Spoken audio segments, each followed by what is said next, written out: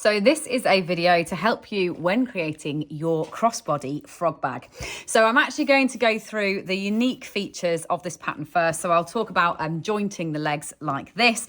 I'll also cover how to do those toes, and then I will assemble one that I've got here in terms of putting the eyes on and sewing all the pieces together. This is been one of my favourite patterns for a really long time. I know that I've got mine in production. My Alex loves hers, and the whole team have made themselves one as well.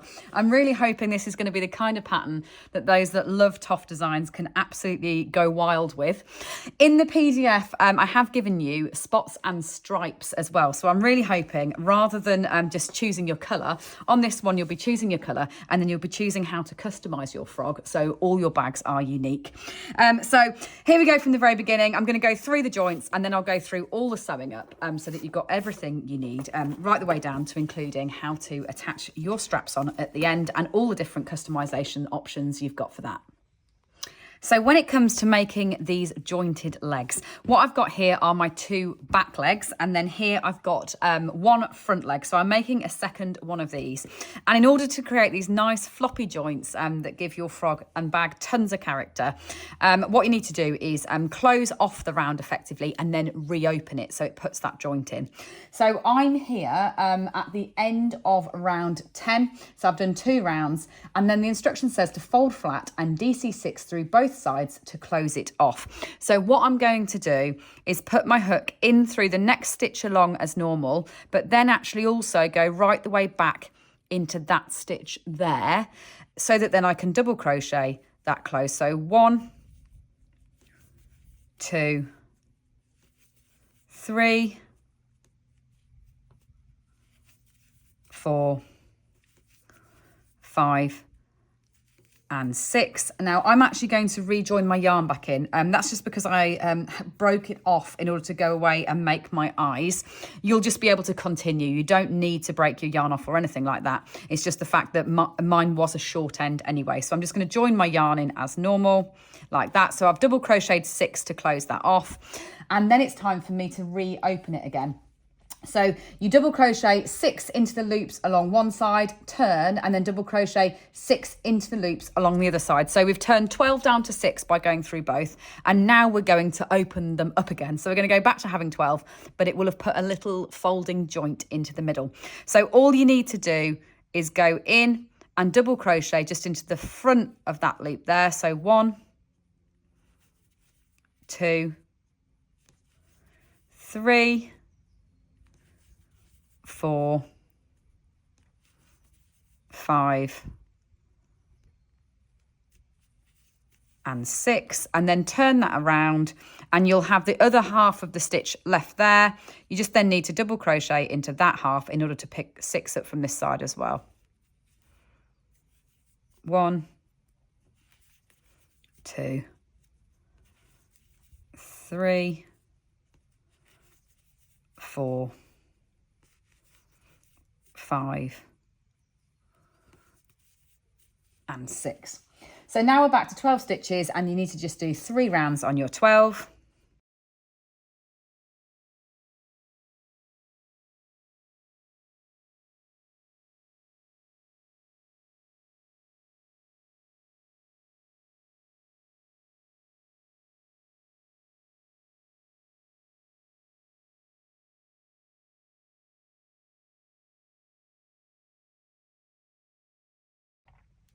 So then when you've finished at the end of round 10 of the bottom of the leg, you've gone right the way back up to 18 stitches. So what you're now going to do is break your yarn, and then you're going to need to put a little bit of stuffing in. So you just want to put a little bit of stuffing into the top part of the leg like that,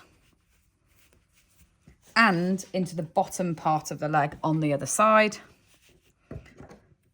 before we then work the toes. Now, Working the toes is actually easier if you sew them into the position on the body first. So I'm going to now change the order of which I've done stuff because I've followed that technique for you. I'm now going to start to sew up the legs and then we'll do the toes last. So when you've got your two pieces, obviously if you've done it one colour, they'll both be the same colours. But if you've done it two colours, you'll have a bottom and a top. And it doesn't really matter at this stage which one's which. It's just knowing that that lighter colour will eventually become your underneath. Now, when we started making these headpieces, you see you've got a straight chain start in the middle rather than going from in a ring. What you need to make sure is that's what creates the oval. So that's effectively running horizontally like that to your body when you construct that in, and make sure that your other piece is just in the right position as well. So those two lines should align on both sides like that. And then what we're going to do is we're going to sew 27 stitches of this onto 27 stitches of this. So the easiest way to do that is to set off from one side, and you can actually mark these on here. So 1, 2, 3, 4, 5, 6, 7, 8, 9, 10, 11, 12, 13, 14, 15, 16, 17, 18, 19, 20, 21, 22, 23, 24, 25, 26, 27 stitches like that. Then sew straight in and through. And to get the neatest finish, I'm going to use the body colour into this high contrast piece like this.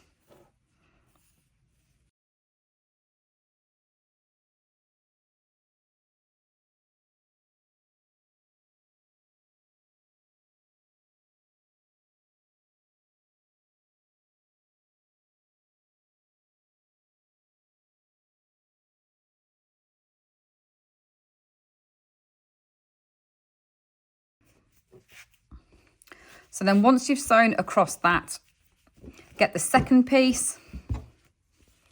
Make sure your wrong sides are your right sides, should I say, are facing outwards. Your wrong sides are facing the same way inwards, and then do 27 off this piece.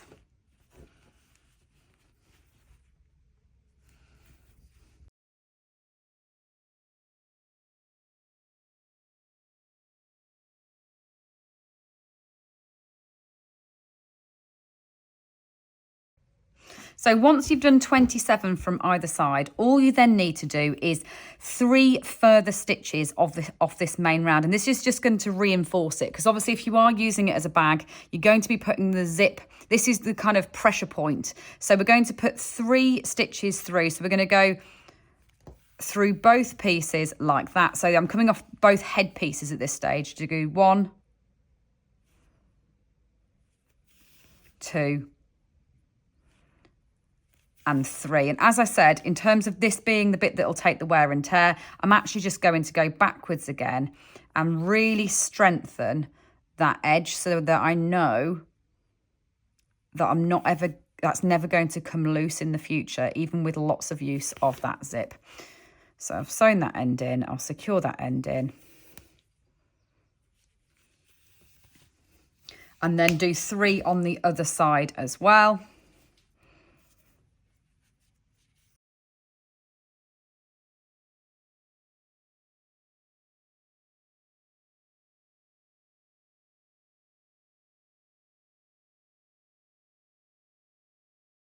So now it's time to insert our zip. So I am a right-handed person. I am opting to have my zip opening on this side of my frog's head. So this is the top of my frog's head, my lighter colours on the bottom. I'm going to sew my zip to this fastening. Just take a moment to stop and think about how you will wear this bag, because I know that I will wear mine diagonally like this across my body, and so that's where I want my zip to be. You could always sew it the other way around if you would prefer that. It's entirely up to you, but I'm going to put my zip in on this side like this. And let's just talk a minute about tension. So obviously when we're generally making Ed's Animals, and this amigurumi style crochet, size doesn't matter. You're not wearing it. Tension is irrelevant. So long as your tension's equal on all your pieces, then it will sew together no problem. But this is obviously a bag and this is a zip, and your zip is coming in your kit at a specific length. So here, The zip that's provided in the kit is exactly the right length. If you use our standard TOFT tension on an Aran 5mm, it'll be exactly the right length that it will go to the end of here, and you will see your whole zip. Now, if you have got a slightly tighter tension, and actually, thankfully here, I've got one of my team members who has a tighter tension than our average. And obviously this is one she's making for her personally, but it was really well timed in order to show you what to do. So if you find that when you're looking at your zip versus your headpieces, and your zip is a bit longer than the headpiece, all you need to do is tuck that end in. So the important end is the end with the zip pull on. Obviously, you're going to want to always start that from the end. But if you find that your zip's longer than your piece because it's coming round here, all you need to do is don't worry about that. You just won't ever open it right to the end. So you'll be sewing up either side. I'll explain what I mean there a little bit more when I come back round, but just to show it like that is, so mine on a standard tension will finish here in terms of a zip, so it will truly be the right length. But if you find that your tension's a bit shorter, you might find that your zip is longer than the gap that we've got left on the front, and all you would do in that instance is you will just tuck that longer bit of zip on the inside. Don't worry about it at all. It's secure, your bag will still fully function, and you'll just have that longer bit of zip sitting on the inside. Right, so in order to sew it into place as neatly as possible, and this is the bit where I think some of you who are so used to, like me, doing things that have an inside, don't usually have to worry about things like ends. This, because it's a bag and it's functioning, what you're going to want to do before we go much further is tidy up all of these ends. So if you have got any ends where you've put in new balls of yarn, etc. on the inside, then make sure that you sew all of those in so you can snip them off and get a nice, neat finish. Same with your starting ones, sew those in so that you can snip those off.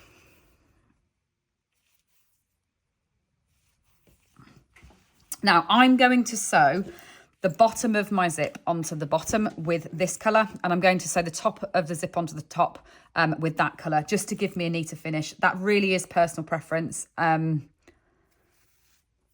So what you need to do is position your zip exactly where you want it to be. And the balancing act is between it being, you don't want it to be totally closed where it's going to start to catch your fabric. And we all know what it's like to have a zip that's a pain that constantly catches your clothing. You obviously, you don't want it right on the edge where you're going to see too much of the zip. So it's about halfway. If you see the gap here between the metal zip and the edge of the zip, it's about halfway that you want those stitches to go.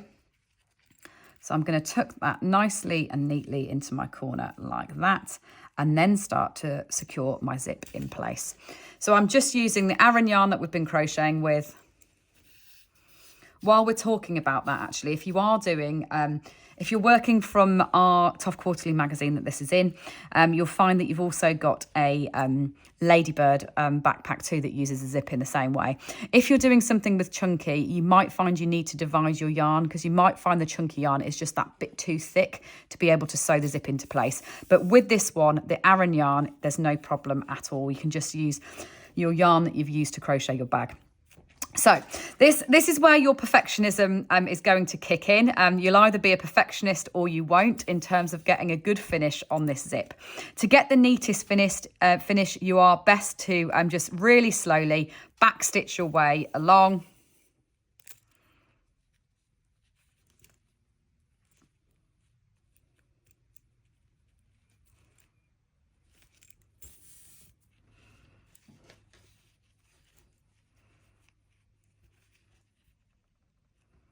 So go in.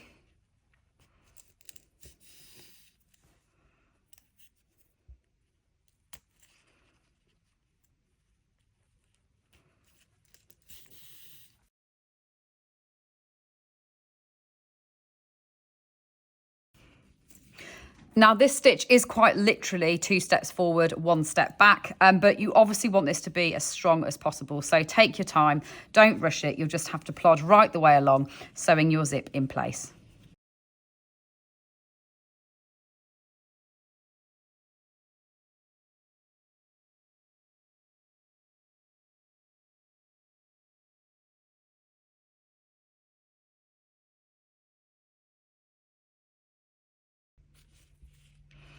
Now, if you run out of yarn when you're sewing this in place, just secure off this end as you normally would, and then rejoin another piece of yarn.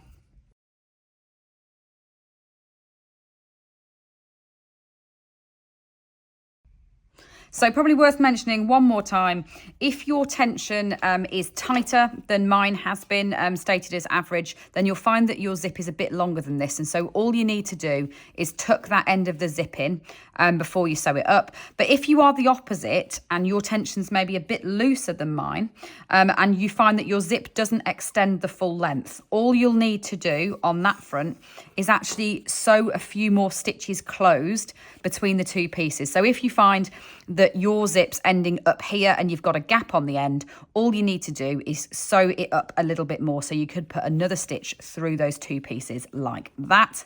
So that's one side of the zip secure. I'm now going to use, in my case, mushroom yarn, but my main colour, in order to sew the bottom of the zip in place. And this is a lot easier if you then undo the zip like this, and then I'm going to go across that front, sewing this other piece in place.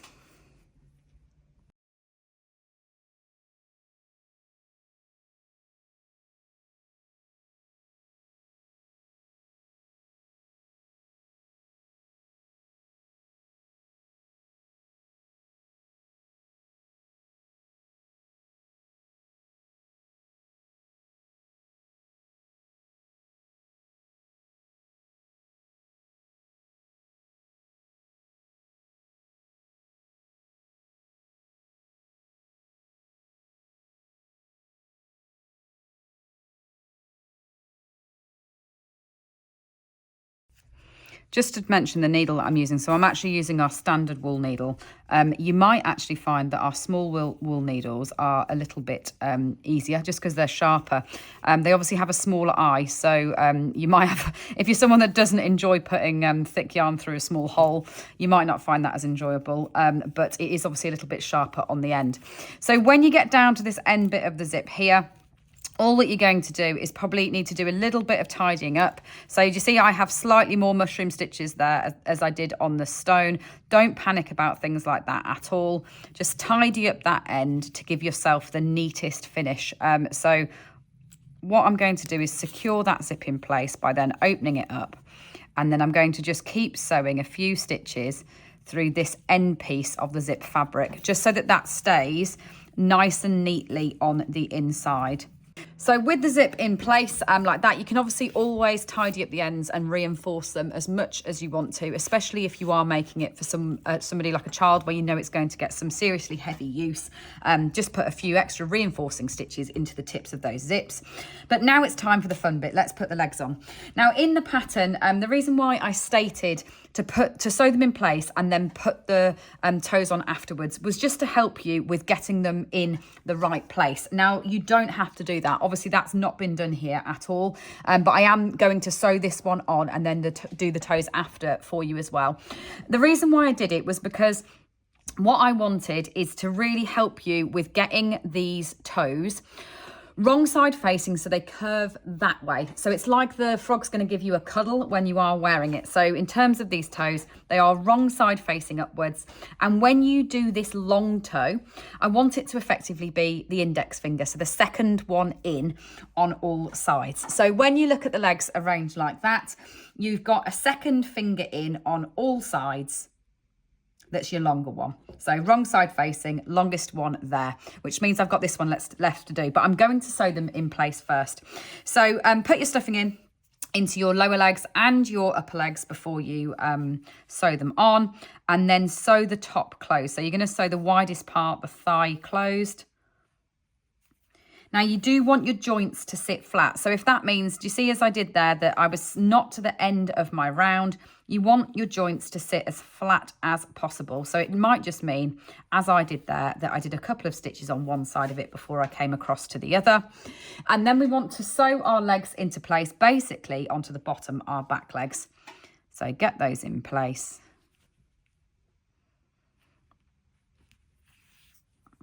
Now, because this is a practical bag that we are wearing take your time and don't skimp on stitches. Obviously, this is what your strap is going to attach onto. There's no way you want to be using your bag and you find that you've got your legs left on your bag and your body's fallen off onto one side. So don't skimp on the stitches that you're putting in. I'm actually going to sew all the way down one side like that.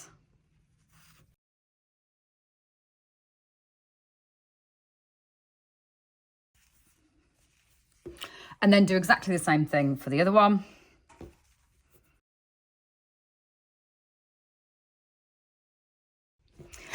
Just for the perfectionists out there, just to talk through what I would do when approaching something like this is, to see how I see that that leg ends on that round line there. I track that across and make sure that I'm just hitting about the same point on the other side.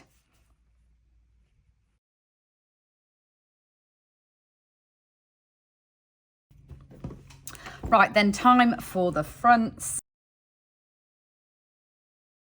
And sew your front arms onto the body piece, so not onto the head. You see you've got your few stitches there. It's onto the beginning of the body piece that you want to put these front ones.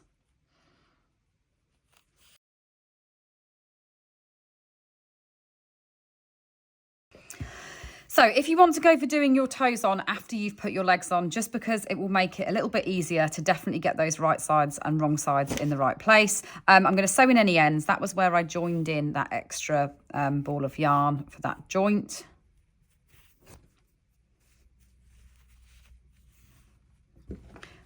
Feel your frog's muscles. I know it was a very strange motion by me, but do feel your frog's muscles. Just make sure that when you are stuffing pieces like that, that they're about balanced on both sides.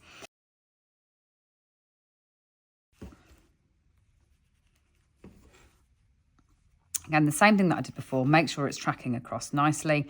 Now, when you're sewing these in place, if they haven't got their toes on already, you'll find that there is a natural way that this joint wants to go. And to get the best effect, you see how that joint, if you look closely at the joint, on one side you'll have where you can see the bumps of that stitch where you close them off versus effectively the V's that are sitting on the other side like that. Do you see how you've got the bumps going across? That joint will naturally close forwards. That's going to give you the best shape and character if you can get all those joints folding forward. So sew them in place like that before you put your toes on, and that'll just make it easier to get that lovely shape in place before you put the toes in. Now I'm going to do my toes in stone on this one, so I'm going to be using my contrast colour that I've used for the underside. So when it then comes to adding your toes, as I said before, what we want is we want them wrong side facing outwards. And so that means you need to be moving from right to left as a right-handed person or left to right as a left-handed person. So I've got the top of my frog facing upwards. I'm going to slip stitch on the right-hand side as I go in.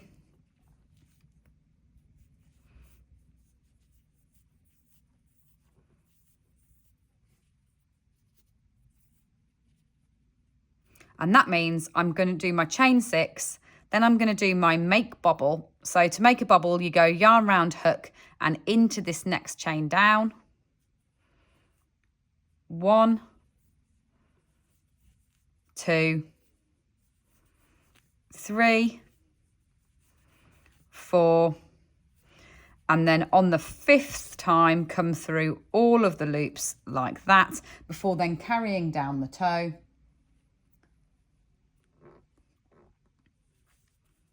1 DC, 2 DCs,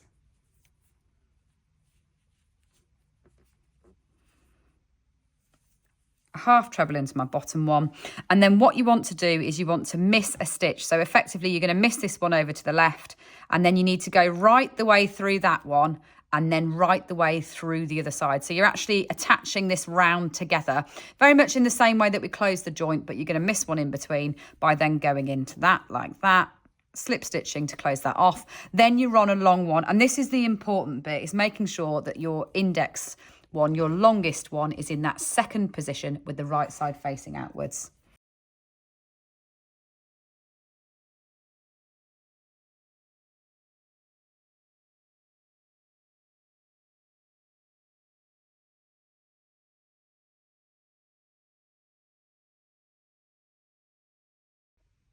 So just to talk through those legs one more time, so that you've got everything you need to go ahead, is the important thing is that they're wrong side facing. So that's my frog facing upwards, as in, if you see what I mean. Next, what I'm going to do is I'm going to sew these eyes on the front like that.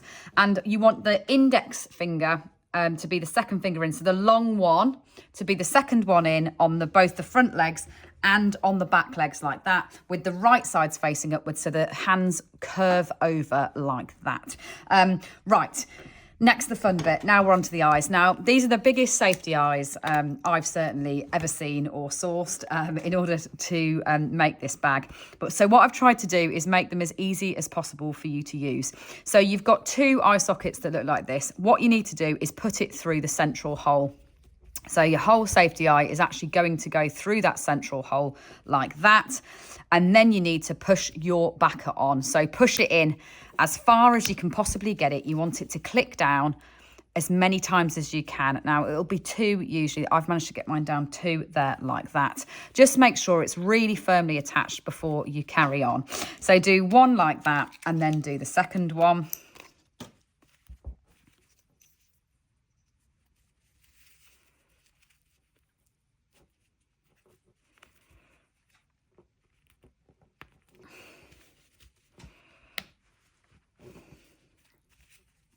One click.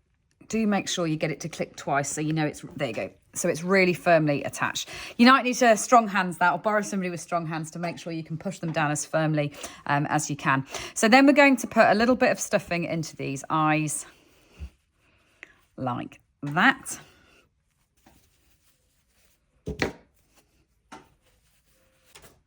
So to make your life easier when sewing them on, once you've got that safety eye in place and you've got the stuffing in there, we're actually going to double crochet through both sides of this again to close it off. So all you need to do is hold it flat like that and then double crochet through both sides.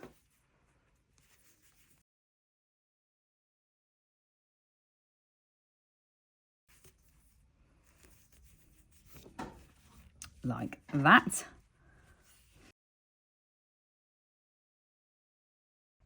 So then when it comes to sewing these eyes in place, the most important thing, get your frog facing you so that you can really see it when you're putting it in place, because this is where the personality of your bag is really going to come alive. So I've made life easy in terms of those safety eyes going into the centre. And what we want to do, I'm going to put this one here so you can see it as a point of reference like that, is we want to sew them in place. Do you see how they're on a slight diagonal? So they're like that, so they look outwards rather than straight forwards. They're on a slight diagonal like that. It forms a triangle between the two pieces.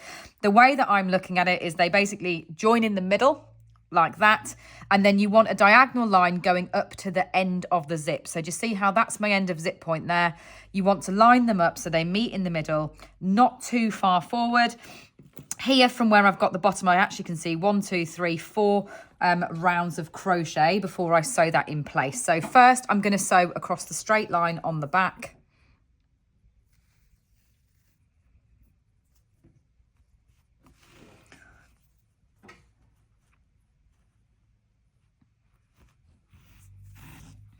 Obviously, be careful that you're not sewing through both sides of the bag. It might be easier to put your hand inside, undo the zip and put your hand inside.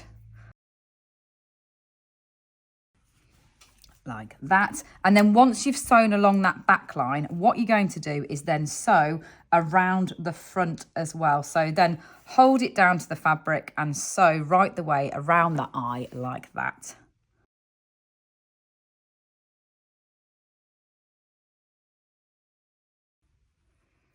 So once you've got one in, that'll be easier then to match the second one too. So then get your second one in.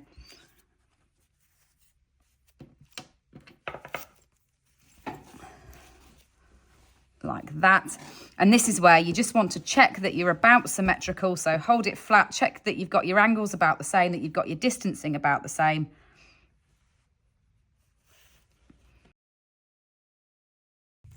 and then sew around in the same way. And one tip from me just to bear in mind is do use your rounds as a guide. Do you see here where we look at the front of the face? What you need to do is I've got 1, 2, 3, 4 clear rounds there. So when I sew this in place, I've got to make sure that I'm following the same pattern so that I've got 1, 2, 3, 4 rounds clearly in place like that. And then look at the rounds here. I've got 1, 2, 3 beyond my eye. So that's where I know that I'll be able to marry them up and make them even.